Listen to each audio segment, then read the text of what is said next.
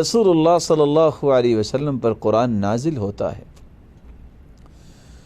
یا ایہا الذین آمنوا کتب علیکم الصیام كتب عليكم الصيام كما كتب على الذين من قبلكم لعلكم تتقون۔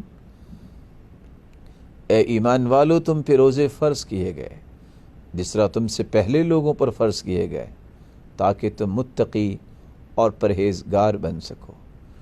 روزہ رکھنا یہ تو صالح قسم کے لوگوں کی نشانی ہے، ایسے لوگ جن کے اندر نیکی ہو، جو گنہگاری سے پاک ہوں۔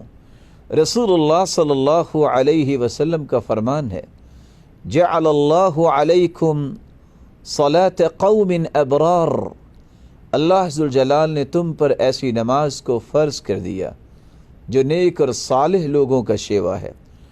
یقومون اللیل، جو رات کو قیام کرتے ہیں، وَيَصُومُونَ النَّهَارَ، اور دن کو وہ روزہ رکھتے ہیں، لَيْسُوا بِأَثَمَةٍ وَلَا فُجَّارٍ، ایسے لوگ جو روزہ رکھنے والے ہیں اور رات کو قیام کرنے والے ہیں، وہ لوگ گنہگار اور فاجر نہیں ہوتے۔